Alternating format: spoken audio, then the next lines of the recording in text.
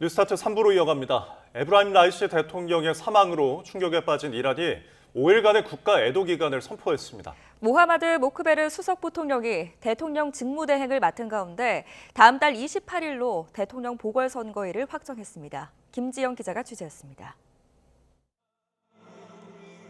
불의의 헬리콥터 추락 사고로 현직 대통령을 잃은 이란은 충격에 빠졌습니다. دیروز شنیدیم هممون دگرگون بودیم که چه اتفاقی میخواد برامون بیفته برای ایشون بر مملکتمون که از دیشب تا صبح هی چک کردیم تا دم صبح دیگه 수도 테헤란 등 주요 도시마다 추모 인파가 거리를 가득 메웠고 침통한 분위기 속에 추모 기도회가 광장 곳곳에서 열렸습니다. 5일간 국가 애도 기간이 선포된 가운데 예술 체육 행사도 전면 중단됐습니다. داشتیم اولین رئیس جمهور شهیدمون نبوده مطمئناً هم از این حادثه با هم مثل همیشه سربلند رد میشیم. 이런 가운데 이란 선거관리위원회는 대통령 보궐선거일을 다음 달 28일로 확정해 발표했습니다. 선관위는 헌법 관련 조항에 따라 이같이 결정했으며 후보 등록은 이달 28일 마감된다고 밝혔습니다. 이란 헌법은 대통령 유고 시 50일 이내 보궐선거를 통해 직선제로 차기 대통령을 선출하도록 하고 있습니다. Find an individual that can potentially marshal public support, increase voting to show some legitimacy, but also find a candidate that will be loyal, conservative, and support the current direction of the Islamic Republic. 새 대통령을 선출할 때까지 대통령 직무는 모하마드 모크베르 수석 부통령이 대행합니다. 모크베르 부통령은 최고 지도자의 돈줄 역할을 해온 투자펀드 세타드의 CEO를 역임하는 등 하메네이의 측근으로 알려졌습니다. 2022년 시작된 히잡 시위의 유혈 진압과 장기적 경제난 등으로 강경 보수파 정부에 대한 불만도 감지되고 있는 이란 사회. 아무런 차질 없이 국정이 운영될 것이라는 이란 수뇌부의 공언이 과도 체제에서 지켜질 수 있을지 지구촌의 이목이 쏠리고 있습니다.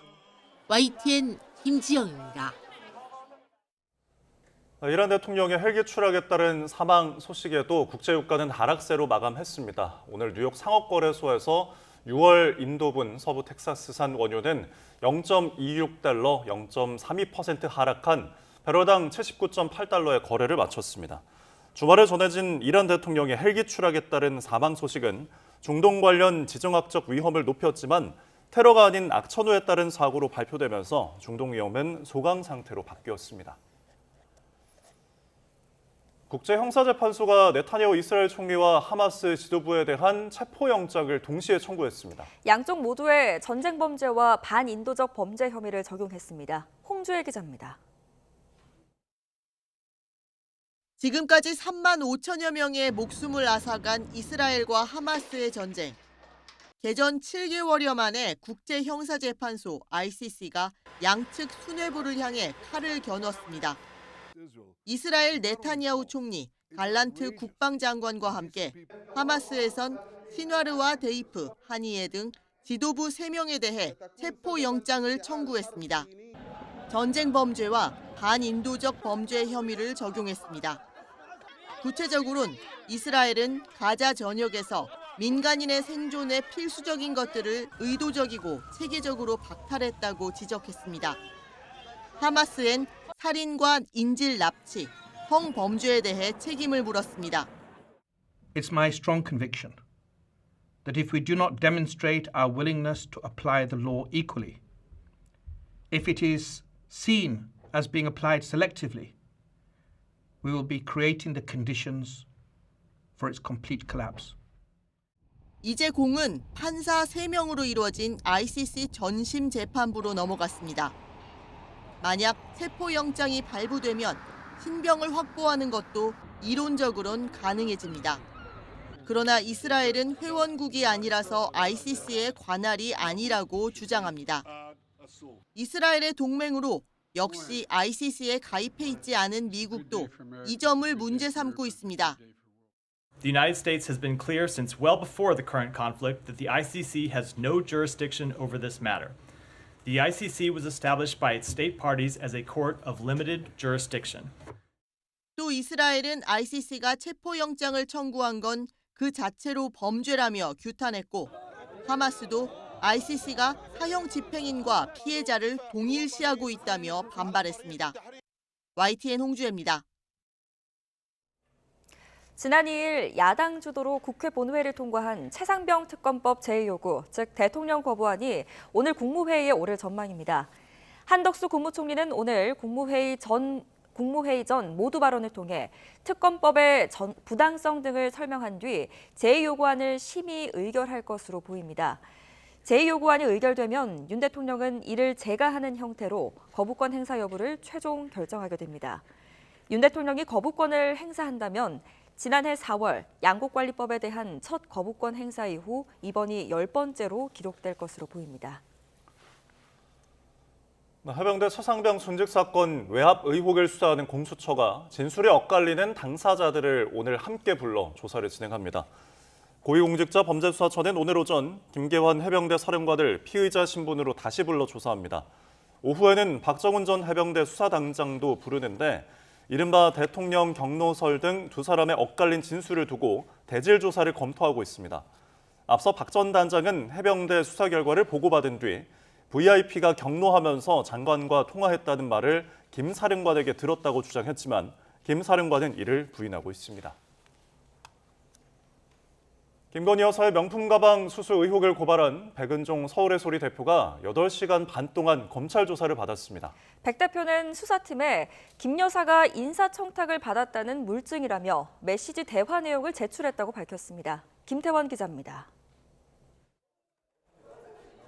최재형 목사와 공모해 김건희 여사에게 명품 가방을 전달하는 영상을 찍어 보도한 인터넷 매체 서울의 소리 대표 백은종 씨가 검찰 청사를 나섭니다.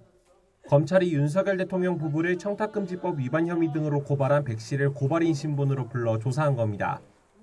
이만큼 증거되고 정황을 우리가 이야기했으니까 김건희 씨를 소환해서 조사를 하면 또 그 후에 대질신문 과정에서 우리가 증거들을 더 제출하겠다. 백 대표는 수사팀에 김 여사를 찍은 영상 원본과 함께 재작년 6월쯤 최 목사와 김 여사가 나눈 메신저 대화 내용 등을 전달한 것으로 알려졌습니다. 여기에 두 사람이 제3자의 인사청탁 등과 관련해 논의한 내용이 있다는 게 백 대표 측 주장으로 그간 건넸던 선물에 대통령 직무 관련 대가가 있었다는 점을 뒷받침하기 위한 취지로 읽힙니다. 제출했던 자료에서 이제 등장했던 그 분은 이제 그 최재형 목사 외에 이제 제3자는 한 분이 있었고요. 근데 이제 그 분이 이제 뭐 생각했던 것보다는 상당한 이제 조금 유력 인사셔서 실제로 그런 청탁이 이루어졌는지는 조금 확인을 해달라고 검찰에 요청하였습니다. 백 대표는 검찰 조사에 앞서서는 대검찰청을 찾아 윤 대통령 부부에 대한 추가 고발장도 냈습니다. 화장품과 양주, 서적 등 모두 6가지 선물을 김 여사에게 줬다며 이 부분도 수사해달라는 겁니다. 다만 지휘부가 대거 교체되는 서울중앙지검은 믿기 어렵다면서 따로 배당해 수사해야 한다고 주장했습니다. 검찰은 인사와 무관하게 수사한다는 원칙론을 거듭 강조하고 있습니다.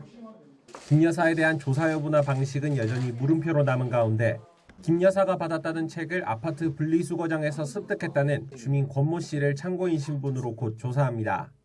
YTN 김태원입니다. 경찰이 사건 음주운전 사실을 인정한 가수 김호중 씨를 조만간 소환할 계획이라며 수사에 적극 협조해주길 바란다고 밝혔습니다. 조지호 서울경찰청장은 김 씨 측과 출석 조사 일정을 조율하고 있다며 이같이 밝혔습니다. 또 김 씨와 함께 자리에 있던 것으로 알려진 유명 가수와 개그맨 등에 대해서도 최근 전화로 참고인 조사를 했다며 필요하다면 출석 조사도 진행할 계획이라고 설명했습니다.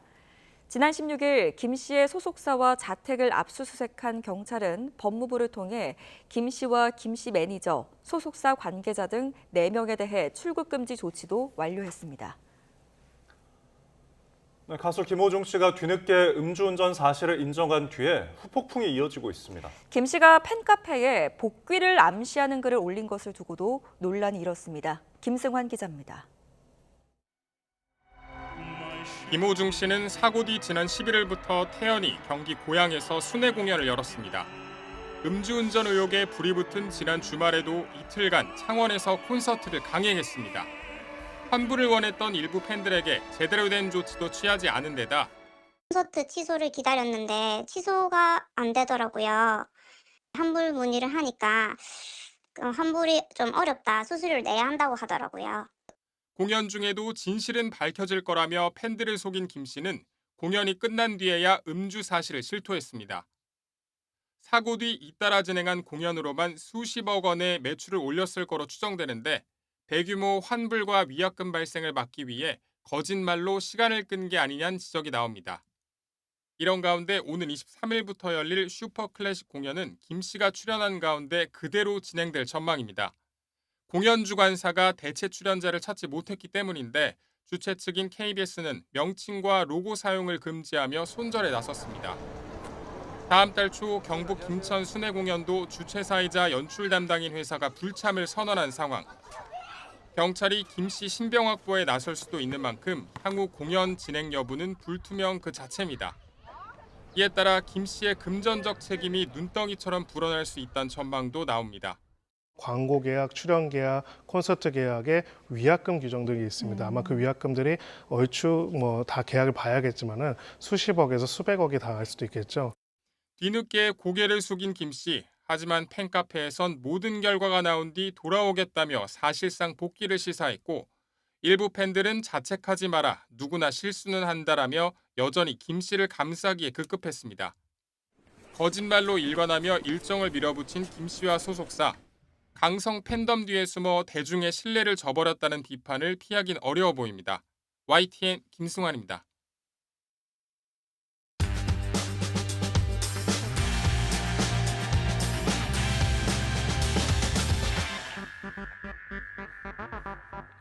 (5월 21일) 화요일 주간 브리핑 시작합니다. 먼저 서울신문 보겠습니다. 어제부터 의료기관 갈 때 신분증 꼭 챙겨야 하죠. 신분증 지참 의무화 첫날 병원에 가보니까 여기저기서 혼란이 빚어지고 아우성이 컸다고 합니다. 서울시내 병원 10곳을 둘러보니까 일단 제도 시행 자체를 모르는 환자가 상당수였고요. 또 신분증 없이는 건강보험이 적용되지가 않아서 일부는 진료비 전액을 내고 진료를 받았다고 합니다. 특히 모바일 신분증이나 건강보험증 발급에 익숙하지 않은 어르신들의 불편이 컸습니다. 거의 매일 진료받아서 얼굴 다 아는데 왜 이렇게 유난 떠냐, 또 미리 좀 알려주지 같은 반응이 나왔습니다.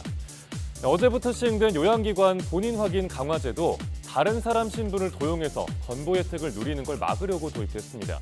하지만 한계가 있다는 지적이 나옵니다. 실효성이 떨어지고 병원 업무만 늘어난다는 겁니다.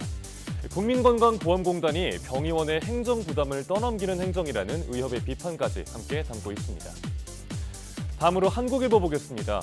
외국인 가사도우미 시범 사업이 9월부터 시작됩니다. 월 200만 원 정도를 받게 된다는데 어떤 내용인지 자세히 보겠습니다. 어제 오세훈 서울시장이 서울 외국인 주민정책 마스터 플랜을 발표했습니다. 그중에 가장 주목을 받은 건 외국인 가사도우미 시범 사업입니다. 오 시장은 저출산과 양육 대책으로 이 사업을 추진해 왔었죠. 오는 9월부터 6개월 동안 100명 정도가 한국에 들어옵니다. 이 규모는 점차 늘어날 예정입니다. 가장 큰 쟁점은 이들이 임금을 얼마나 받을 것인가였습니다. 최저임금을 적용하기로 했다고 합니다. 외국인 가사도우미를 고용할 가정은 주 40시간 근무 기준 월 206만 원을 부담하게 됩니다. 상대적으로 소득이 낮은 양육 가정에겐 경제적으로 부담이 될 수도 있는 금액이죠. 이들의 부담을 덜어줄 지원책도 시는 고민 중입니다. 서울시는 이외에 요양보호사 인력 도입도 검토하고 있습니다. 또 이공계 석박사급 우수 인재도 1,000명 정도 유치한다는 계획입니다. 이번엔 국민일보 보시죠. 사진으로 봐도 시설물 때문에 주소판이 잘 보이지 않고 있습니다. 서울의 한 전통시장인데요. 중소형 전통시장에 가보면 주소판이 이렇게 제대로 부착된 곳이 많이 없습니다. 그래서 범죄 대응과 소방 출동에 취약하다는 내용을 짚는 기사입니다. 또 소형 전통시장 골목은 미로 같기도 하죠. 시설이 다소 낙후돼 있고 간판이 아예 없는 경우도 꽤 있습니다. 경찰이 1분 1초라도 빠르게 가고 싶어도 힘들게 번지수를 찾다가 출동 시간이 지연된다고 합니다. 또 신고를 하는 사람도 번지수를 정확하게 알고 신고하기가 어렵겠죠. 시장을 방문하는 사람이 범죄 표적이 되지 않도록 지자체 차원에서 내부 정비를 해야 한다는 지적이 나옵니다. 이어서 한겨레신문 보겠습니다. 배달 라이더와 웹툰 작가 같은 특수 고용 노동자들 내년부턴 최저임금 적용 대상이 될 수 있을까요? 최저임금위원회 첫 전원회의가 오늘 열립니다. 노동계와 경영계 모두 촉각을 곤두세우고 있습니다. 먼저 노동계는 특보 노동자에 대한 최저임금 확대 적용을 주장하고 있습니다. 배달 라이더의 경우에는 최저 배달료, 정수기 기사의 경우에는 건당 최저 수수료를 정할 수 있다는 얘기죠. 다만 최저임금법은 근로기준법상 노동자가 적용 대상입니다. 그래서 이들의 노동자성 인정 여부가 관건입니다. 한편 경영계는 어떨까요? 일부 업종에 대해서는 최저임금을 더 낮게 적용해야 한다는 입장입니다. 네, 업종별 최저임금 차등 적용, 지난해 최저임금이 표결에선 부결됐었습니다. 그런데 캐스팅부터 역할을 하는 공익위원이 올해는 대부분 바뀌었습니다. 이번엔 결과가 어떨지 주목되고요. 또 최저임금이 처음으로 10,000원을 넘길지도 관심입니다. 네, 마지막으로 세계일보 보겠습니다. 지난주 강원 지역에 폭설이 내렸었죠. 네, 강릉의 한 농민이 눈으로 덮여버린 산나물을 이렇게 살피는 모습입니다. 5월 중순에 대설주의보가 내려진 건 기상 관측 이래 올해가 처음이었습니다. 이렇게 철이 없는 날씨에 농작물 피해는 계속해서 커지고 있습니다. 강원 산나물이 냉해 피해를 입었다면 남부 지역은 고온다습한 기온 때문에 울상을 지었습니다. 많은 농가들이 직격탄을 맞았는데요. 특히 제주, 전남, 경남 지역의 피해가 막심했습니다. 또 겨울철 일조량 부작도 문제가 됐습니다. 딸기나 토마토 등 하우스 작물의 생산량이 줄었습니다. 정부는 재난지원금 지급 등 대책을 내놓고 있습니다. 하지만 농민들은 보상이 턱없이 부족하다는 입장인데요. 농민들의 마음은 타들어가고 있습니다. 네, 5월 21일 아침 신문 살펴봤습니다. 지금까지 주간 브리핑이었습니다.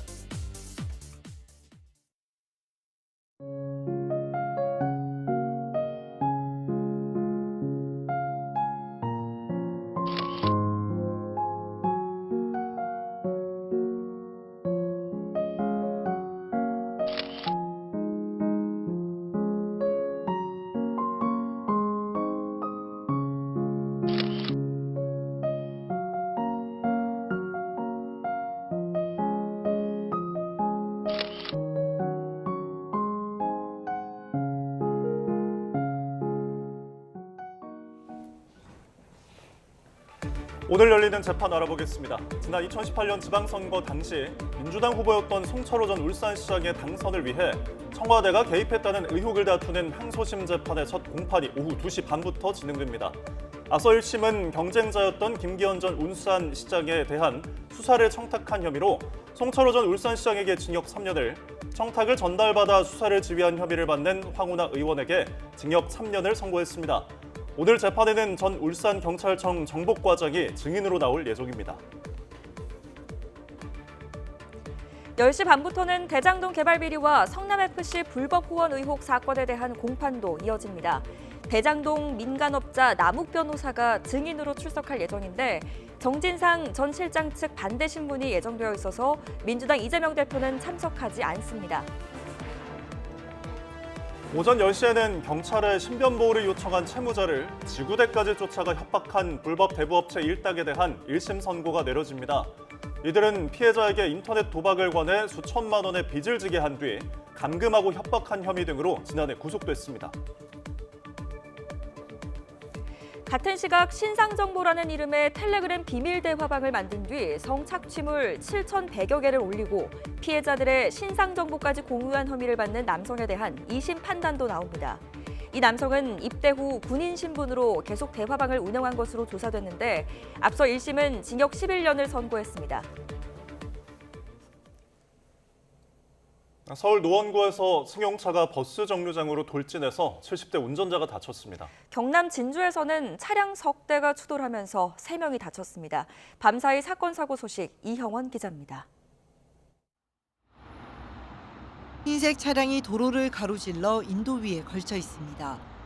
어제 저녁 8시쯤 서울 노원구 하계동에서 70대 운전자가 몰던 승용차가 버스 정류장을 덮친 겁니다. 운전자가 다쳐 병원으로 옮겨졌지만 근처에 보행자가 없어 큰 사고로 이어지지는 않았습니다. 쿵 소리가 나서 딱 뒤돌았더니 이미 그 차가 박은 후였고, 근데 거기가 버스 정류장인데 의자가 있거든요. 누구 다쳤나 이러고 보는데 구급차가 와서 한 명 실어가는 걸 봤어요.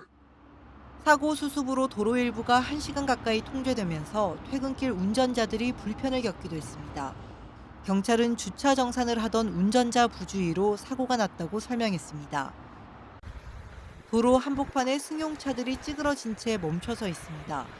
어제 오후 5시 50분쯤 경남 진주시 유곡동에서 차량 석 대가 잇따라 부딪혀 운전자 등 3명이 다쳤습니다. 경찰은 뒤에서 오던 30대 운전자가 전방 주시 태만으로 사고를 낸 것으로 보고 있습니다. 어제 저녁 7시 반쯤에는 전북 진안군 진안읍에 있는 식당에서 불이 났습니다. 영업하지 않은 날이라 다친 사람은 없었지만 건물 일부가 타 소방서 추산 2,100만 원의 재산 피해가 났습니다. 소방당국은 불이 난 뒤 부탄가스가 터지면서 피해가 커진 것으로 보고 정확한 원인을 조사하고 있습니다. YTN 이영훈입니다. 아파트 주차장에서 10대로 보이는 남학생들이 차량에 있는 금품을 훔쳐 달아나 경찰이 수사에 나섰습니다. 같은 날 주변 아파트에서도 비슷한 사례가 접수됐는데 경찰은 동일 범인 것으로 보고 행적을 쫓고 있습니다. 배민혁 기자입니다. 야심한 시각, 인천에 있는 아파트 지하주차장. 학생처럼 보이는 앳된 남성이 주차된 차량 앞을 서성입니다. 잠시 후 또래로 보이는 2명과 함께 무언가를 확인하더니 기쁜 듯 손뼉을 마주치고 유유히 사라집니다. 이 아파트 주민 A씨의 차량에서 현금과 지갑 등 300만 원 상당의 금품을 훔쳐 달아나는 모습이 차량 블랙박스에 고스란히 찍힌 겁니다. 차 키를 두고 핸드폰으로 문을 이제 잠그고 나갈 계획이었는데 깜빡을 했습니다. 다음 날 새벽 6시에 알았고 차에 지갑과 현금이 없어진 것. 그런데 A씨 차량에서 도난 사건이 발생하고 2시간쯤 뒤 1km 정도 떨어진 아파트에서도 비슷한 피해 신고가 접수됐습니다. 두 사건 모두 차량 문은 닫혀 있었지만 잠기지는 않은 상태였습니다. 범인들은 이렇게 사이드미러가 펼쳐져 있는 경우 차가 열려 있을 가능성이 크다는 점을 노려 범행 대상을 물색한 것으로 추정됩니다. 경찰은 인상착의가 비슷한 두 사건의 용의자들을 동일범으로 보고 행적을 쫓고 있습니다. 지난 2월 경기도 과천에 있는 아파트에서도 10대 2명이 사이드미러가 접히지 않은 차량을 몰래 훔쳐 운전하다가 잡히는 등 문을 잠그지 않은 차량을 대상으로 한 범행이 끊이질 않고 있습니다. 요즘 스마트키를 사용하시는 분들이 차량 내에 보관하는 경우가 많은데 청소년들이 차량을 운전하여 2차 사고 발생의 위험성도 있으니 스마트키를 차량 내에 보관하지 않는 것이 좋을 것 같습니다. 특수절도 혐의로 수사에 나선 경찰은 용의자들을 붙잡는 대로 입건 여부와 신병 처리 방향을 결정할 방침입니다. YTN 배민혁입니다.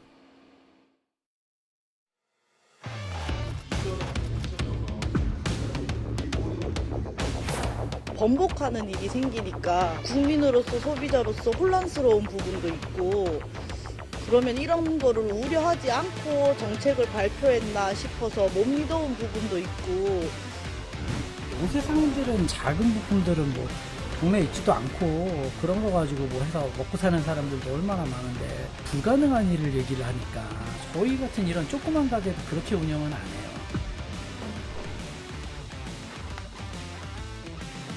소비자의 선택권을 과도하게 제한하고 저렴한 제품을 구매하기 위해 애쓰시는 국민에게 불편을 초래한다는 점을 충분히 고려하지 못한 부분입니다. 이에 대해 송구합니다.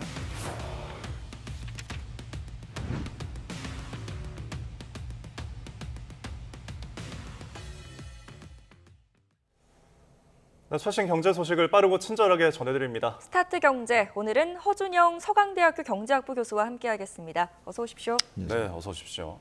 자, 저희가 영상 말미에 3일 천하로 끝난 해외 직구 금지라는 자막이 나갔습니다. 이게 16일에 정부가 발표를 하고 나서 19일에 이제 번복을 한 다음에 어제는 대통령실에서 이와 관련해서 사과를 했는데 이 사안의 가장 큰 문제는 무엇이라고 보십니까? 그 정책에 힘이 빠지는 게 저는 제일 큰 문제라고 생각하고요. 예. 정책은 힘이 있어야 되고요. 정책이 힘이 있으려면 결국은 굉장히 정교해야 됩니다.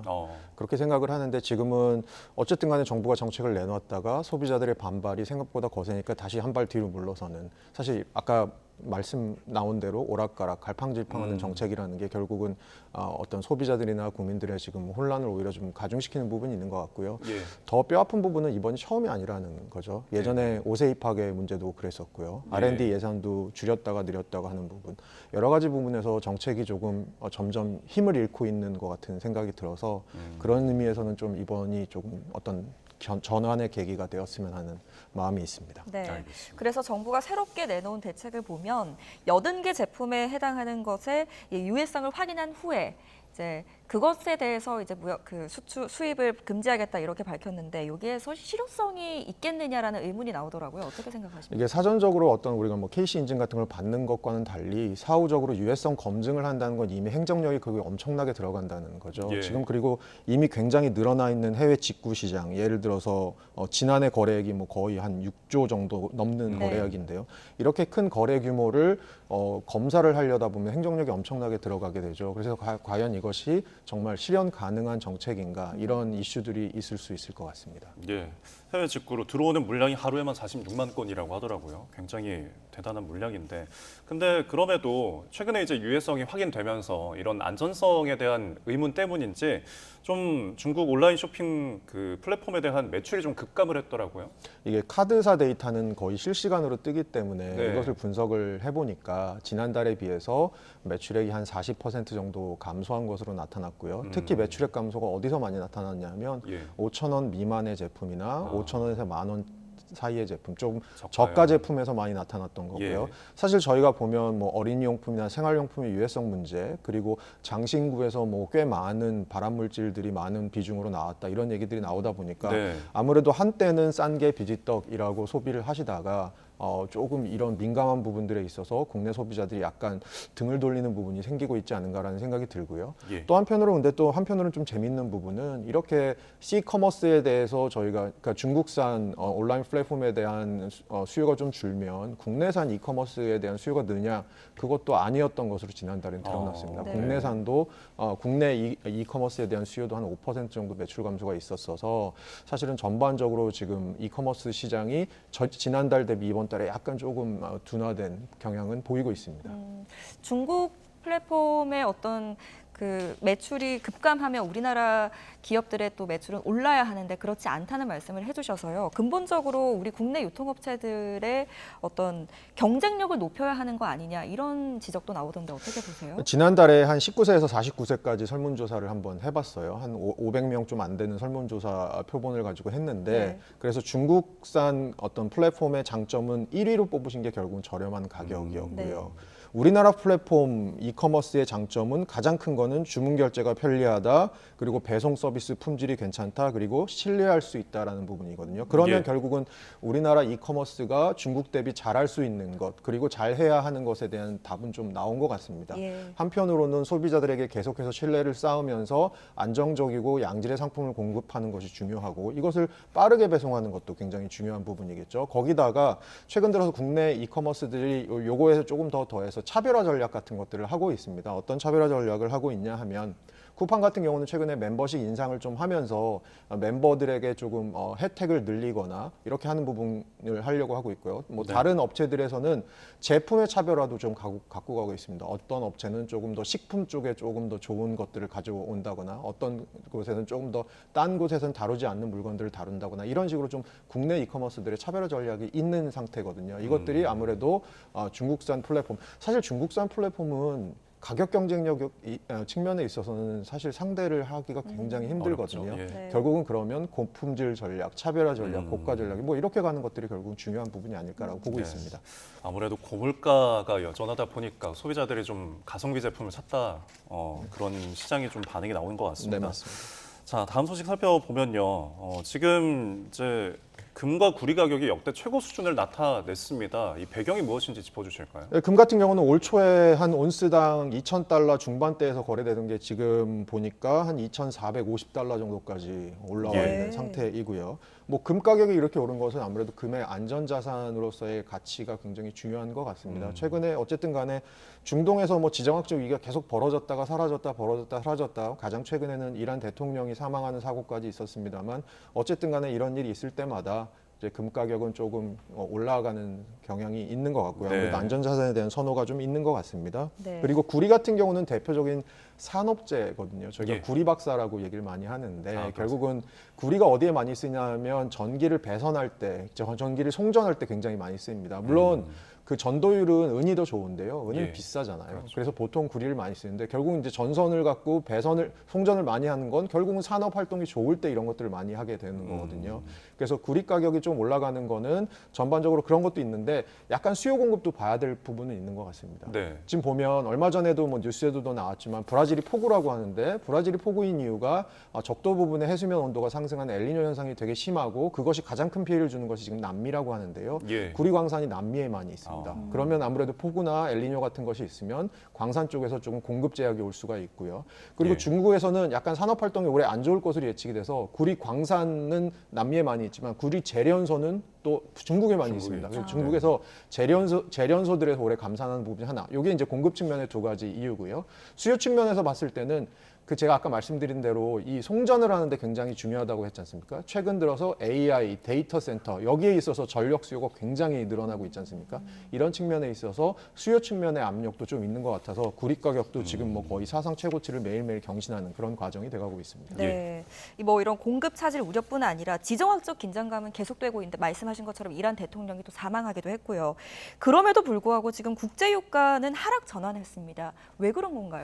사실은 지정학적인 리스크다라고 하더라도 그 크기나 경중이 좀 다른데 이전에 뭐 예를 들어서 이란과 그 이스라엘 사이의 전쟁 가능성 또 하마스와 이스라엘 사이의 전쟁 가능성 이런 것에 비해서 사실 이제 이란 대통령이 이제 그 사망한 사건은 상대적으로 뭐 중요하지 않다고 볼 수는 없습니다만 덜 중요한 사건이 될 수도 있고요. 그리고 뭐 또 하나의 이유는 이란이 어쨌든 신정 국가라서 정치 지도자인 대통령의 역할도 중요하지만 결국은 종교 지도자의 역할이 굉장히 중요한 나라이기 때문에도 이유가 있는 것 같습니다. 그래서 전반적으로 지금 유가를 공급과 수요로 봤을 때는 공급 측면에서는 감산 이슈 때문에 좀 유가가 올라가는 게 아니냐라는 이유가 있었는데 사우디는 감산, 이란은 조금 증산하려는 기조가 있었고요.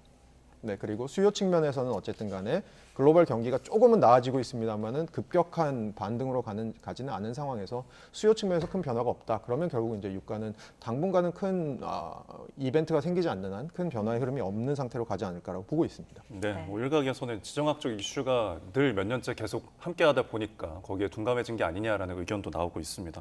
자, 다음 주제로 또 넘어가 보면은 세계적으로 뭐 우리나라뿐만이 아니라 비단 전 세계가 물가가 굉장히 높잖아요. 상승률도 굉장히 높은데 저희가 이제 패스트푸드를 찾으면은 좀 가성비로서 이제 찾게 되는데 미국에서 어떤 영상을 보니까 뭐 빅맥 세트 하나에 우리나라 돈으로 이제 2만 원이 넘는 그런 영상도 나오다 보니까 좀 소비 패턴이 달라지는 것 같더라고요. 어떤가요?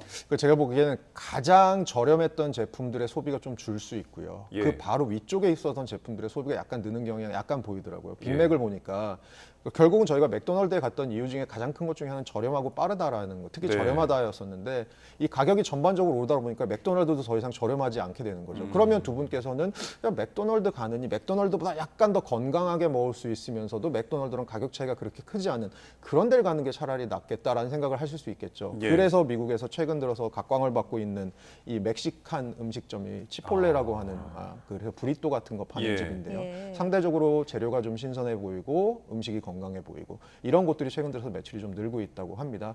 또 다른 이슈지만 스타벅스 최근에 매출 급감이 좀 눈에 띄는데요. 요거는 스타벅스가 최근에 미국에서 대학들에서 이스라엘 그 전쟁 반대 시위 많이 하잖아요. 근데 스타벅스가 좀 이스라엘에 돈을 대는 기업이 아니냐 이래서 좀 불매운동 같은 걸 하고 있습니다. 그래서 스타벅스에 대한 매출 감소가 있었는데 시장의 관측은 어쨌든 이건 뭐 일시적인 거고 뭐 스타벅스는 업계 1위의 부동의 역할을 위치를 차지하고 있기 때문에 오래 가지 않을 거다. 뭐 이렇게 보고 있습니다. 네. 알겠습니다. 워낙 고물가 시대를 겪고 있다 보니까 가성비가 더 이상의 가성비가 아닌 것 같다라는 것을 요즘엔 체감하고 있는 것 같습니다. 마지막으로 뉴욕 증시 살펴보겠습니다. 나스닥 지수가 최고치를 경신했네요. 네, 그리고 이제 곧 엔비디아 실적 발표가 이제 내일 있습니다. 그래서 엔비디아에 대한 실적 발표 기대가 좀 큰 것 같고 거기다가 또 연준의 금리 인하 기대도 여전히 살아있는 것 같은 그런 느낌이고요. 거기다가 이제 다음 달에는 애플의 연례 회의가 있습니다. 여기서 어떤 새로운 기술들, 특히 뭐 온디바이스 AI 같은 것들에 대한 애플의 어떤 새로운 기술에 대한 언급이 있을지 이런 것들이 또 시장에 특히 기술 중심의 어떤 훈풍을 불어넣고 있는 것으로 보입니다. 네, 알겠습니다. 저희가 실적 발표 또 주목해 보도록 하겠습니다. 지금까지 허준영 서강대학교 경제학부 교수와 함께했습니다. 말씀 고맙습니다. 잘 들었습니다.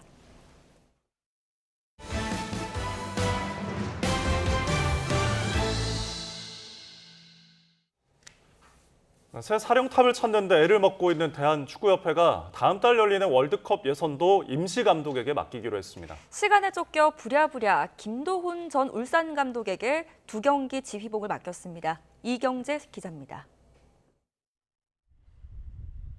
새로운 감독 선임은 난항이고 A매치는 점점 다가오고 대한축구협회가 다시 고육지책 카드를 꺼내들었습니다. 다음 달 6일과 11일에 열리는 월드컵 2차 예선 싱가포르와 중국전 2경기를 임시 감독 체제로 진행하기로 하고 김도훈 전 울산 감독을 사령탑에 선임했습니다. 김도훈 감독이 지도자로서 능력과 성과를 보여줬고 특히 싱가포르 리그에서의 우승 경험을 높이 샀다고 정혜성 전력강화위원장은 밝혔습니다. 하지만 당초 5월 초로 못 박았던 새 감독 선임 약속을 지키지 못한 대한축구협회가 임시 감독에게 맡긴 책임과 부담은 큽니다. 한국 축구를 위해서 제가 도움이 될 수 있다 이러면 조금이나마 도움을 주기 위해서 결정했고 지금은 시간이 좀 부족하지만 주어진 환경 속에 최선을 다하겠습니다. 대표팀이 사실상 월드컵 3차 예선을 확정했지만 진짜 중요한 최종 예선에서 톱스들을 받기 위해선 한 경기도 삐끗하면 안 되는 상황. 10년 전 19세 이하 대표팀 수석 코치 이후 대표팀 지도자 경력이 없고 4년 전에 K리그도 떠난 김도훈 임시감독이 시간도 없고 권한도 부족한 자리에서 개인의 능력으로 지도력을 발휘해야 하는 게 현실입니다. 결과적으로 본업인 올림픽팀이 파리에 못 가게 되면서 실패로 돌아간 황선홍 체제에 이어 대한축구협회 무능력으로 출범한 김도훈 체제가 축구대표팀의 미래에 어떤 결과를 가져오게 될지 우려가 큽니다. YTN 이경재입니다. 네, 올림픽 무대에 무려 11번 연속으로 출전하는 여자 핸드볼 대표팀이 당찬 출사표를 던졌습니다. 우리 단체 구기 종목 가운데 유일하게 파리에 가게 돼서 어깨가 더 무겁다고 하는데요. 조은지 기자가 진천 선수촌에 다녀왔습니다.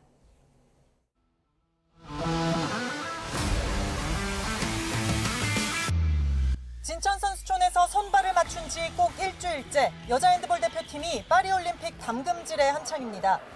몸 만들기, 체력 훈련은 기본. 스웨덴 출신 시그널 감독의 지휘 아래 아기자기하고 창의적인 패스를 가다듬습니다.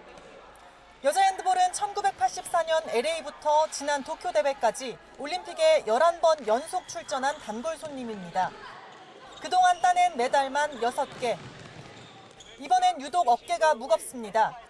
40년 만에 본선 티켓을 놓친 축구는 물론 남녀 농구와 배구, 하키와 럭비까지 단체 구기 종목이 사실상 전멸했기 때문입니다. 부담은 되지만 또 그만큼 또 핸드볼이 스포트라이트를 받을 수 있는 전 좋은 기회라고 생각을 하고요. 뭐 예선전 한 경기를 결승전이라 생각하고 당연히 어깨는 무겁고 나갈 응원도 관심도 쏠리고 하겠지만 저희는 그런 것보다는 저희한테 온전히 집중해서 저희가 해낼 수 있는 거를 하려고 하고 있습니다.